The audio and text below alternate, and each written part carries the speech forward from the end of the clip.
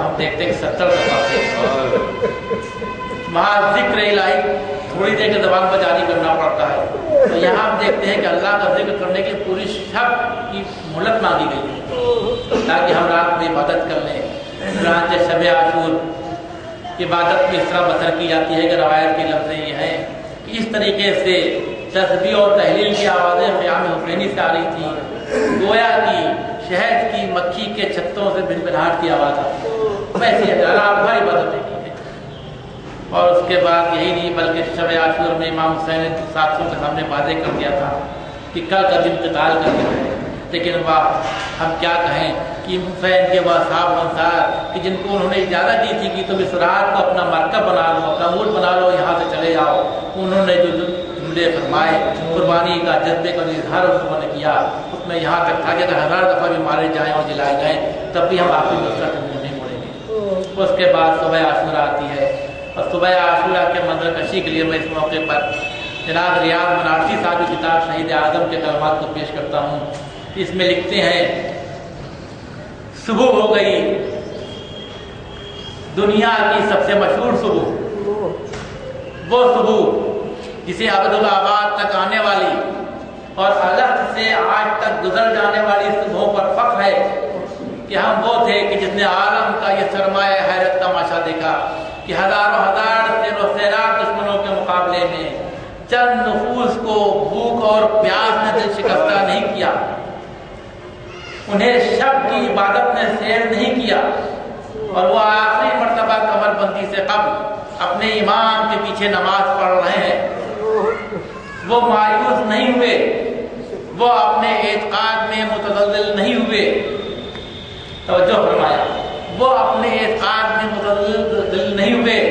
وہ ایک تالاب تھے کہ جسے محیط زمین نے ہوا اور موجوں سے مستغنی کر دیا،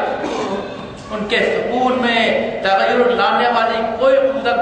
قوت پیدا نہیں ہوئی تھی، وہ ایک پہاڑ تھے جسے تیز اور تند ہوائیں متحرک نہیں کرتی، وہ تھے اور عبادت تھی، عبادت تھی اور وہ تھے۔ کاش ابن مریم انہیں دیکھتے، کاش موسیٰ ابن عمران ان کی زیارت کرتے، کاش داؤد ان کا مطالعہ کرتے، کاش رشی گوتم غور کرتے کہ ان کا شانتی کا تصور اپنے درجے میں اس سے کہاں تک مقابل تھا۔ ان کے لیے کوئی خوف نہ تھا، ان کے لیے کوئی آرزو نہ تھی، صرف ان کے خاموش چہروں میں آنکھیں تھی جو ادھر ادھر پھرتی تھی جدھر امام حرکت فرماتے تھے، دل میں بس ایک حسرت تھی کہ کس طرح اپنے امام کی بہتر طریقے پر حفاظت کی جا سکے، اس کی فکر نہ تھی کہ ہم نہ رہیں گے، غم اس کا تھا کہ ہمارے بعد کون امام پر قربان ہو کر امام پر آنچ نہ آنے دے گا۔ یہ مختصر سے جملوں میں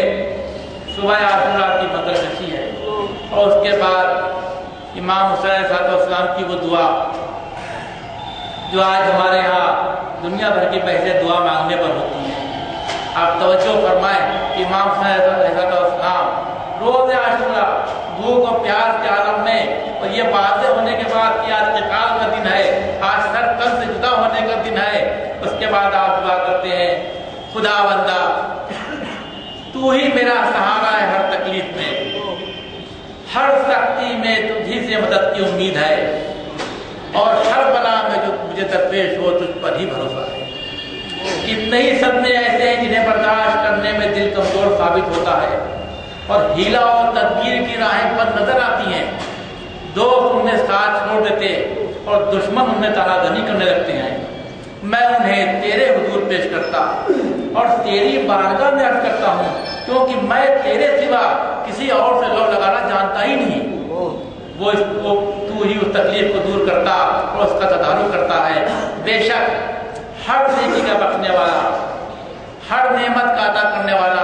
اور ہر مراد کا پوری کرنے والا فقط تو ہی ہے۔ یہ دعا ہے صبح عاشورہ امام حسین علیہ السلام کی، قیامت تک کے لیے پیغام ہے کہ جس نے ہم کو خلق کیا ہے بس اسی سے دور کرو، جس نے ہم کو زندگی دی ہے، جس نے ہم کو نعمتیں عطا کی ہیں، بس اس کی معرفت حاصل کرو اور اس کی رضا کے حاصل کرنے کے لیے ہر شے قربان کر دو۔ چنانچہ قربانیوں کا وہ سلسلہ ہے کہ جو قیامت تک کے لیے ایک مثال رکھتا ہے کہ کبھی امام حسین کے انصار جاتے ہیں قربانی دیتے ہیں، اور کبھی آپ کے اعزاء جاتے ہیں میں نے سامنے عرض کیا تھا کہ مکے اور مینا میں آپ نے ارکان حج نہیں ادا کیے، لیکن وہاں تو 7 دفعہ صحیح کرنا پڑتی ہے، یہاں امام حسین نے 70 دفعہ صحیح کی ہے۔ کبھی ہم دیکھتے ہیں تنہا بھی آپ میدان کی طرف گئے ہیں، کبھی ہم دیکھتے ہیں ساتھ میں کسی کے ساتھ بھی گئے ہیں، کبھی ہم دیکھتے ہیں کہ آپ حبیب ابن مظاہر کے ساتھ گئے ہیں اور مسلم بن اوزجا کے پاس گئے ہیں جن کی آخری سانسیں چل رہی ہیں۔ اس حالت میں جب ان سے حبیب ابن مظاہر کہتے ہیں کہ اگر مجھے یقین ہوتا کہ میں رہوں گا تو میں تم سے کہتا، تب بھی کہہ رہا ہوں کہ وصیت ہو تو کہو۔ اور مسلم بن اوزجا کہ جن کے جسم میں اتنی سکت نہیں ہے کہ زبان سے کوئی کلمہ ادا کر سکیں، وہ اپنی نگاہیں حسین کی طرف جما دیتے ہیں، وہ یار خاموش پیغام دے رہے حبیب، ارے حسین کی نصرت سے غافل نہ ہونا۔ کبھی ہم دیکھتے ہیں کہ دور تک چلے گئے حسین کی طرح گئے ہیں، یہ جون کے لاشے کے پاس گئے ہیں، صافیہ نہر کے پاس۔ روایت کے لفظ یہ ہے کہ وہاں تھوڑی دیر کھڑے رہے اور پھر بیٹھے ہیں، ارے اپنا چہرہ جون کے رخسار پر رکھ دیا اور اللہ کے بارگاہ میں دعا کی کہ بارے الہ، ارے جون کی سیاہ رنگت کو دور سے بدل دے، اس کے جسم کی بدبو کو خوشبو سے بدل دے۔ اس کے لیے بعد میں روایت ہے کہ ارے کربلا میں ایک لاش ایسا بھی تھا جس سے نور ساطع ہو رہا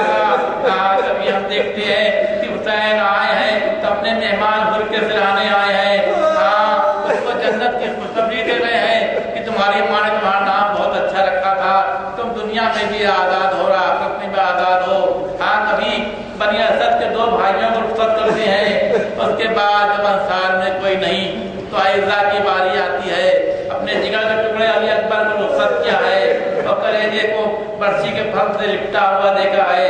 کبھی بھائی حسن کے یتیم قاسم کو رخصت کیا ہے، اس کے لاشے پر پہنچتے ہیں۔ کبھی بہن کے نونہالوں کے لاشیں لے کر کے آتے ہیں، اور اس کے بعد کبھی ہم دیکھتے ہیں کہ دور گئے ہیں عباس کے لاشے پر گئے ہیں، اور کبھی ہم یہ پاتے ہیں کہ جب کوئی نہیں ہے ایک چشمہ ہے اس کے ہاتھ پر بلند ہوتا ہے اور تیر ظلم پر اشارہ ہوتا ہے، اور آخر میں اپنے میں تشریف لاتے ہیں۔ اب یہ سخت منزل حسین کے لیے میں کہتا ہوں، یہ رخصت کی منزل حسین کے لیے بہت سخت ہے کہ ان بیویوں کو ودا کر رہے ہیں کہ جن میں کسی کا بھائی مارا گیا ہے، کسی کا والی اور شوہر شہید ہوا ہے،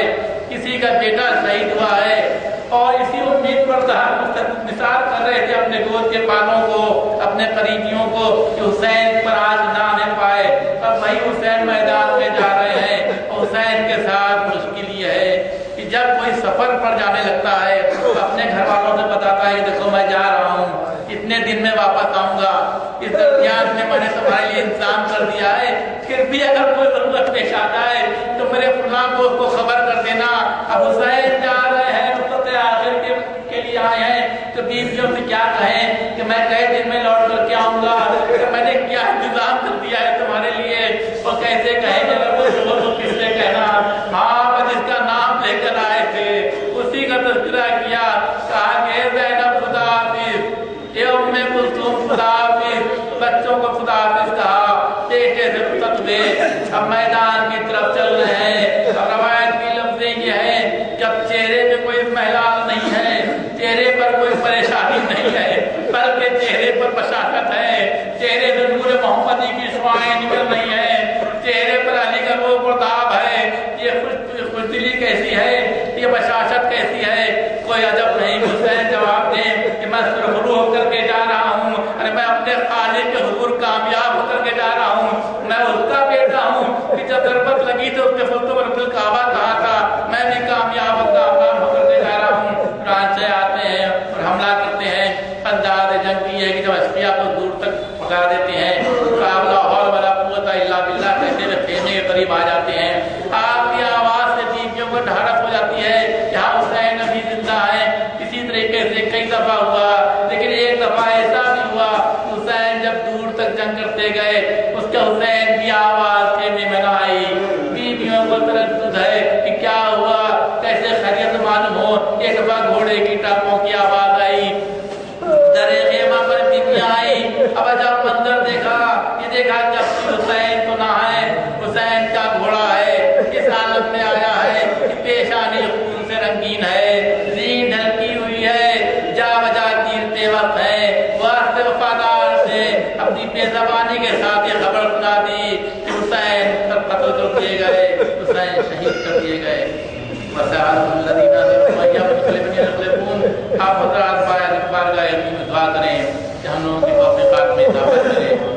صحیح طریقے سے دین کے سرچشمے سے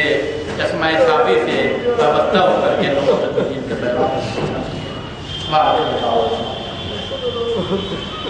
کیا حسین کیا حسین کیا حسین کیا حسین پکارے سکینہ تو بابا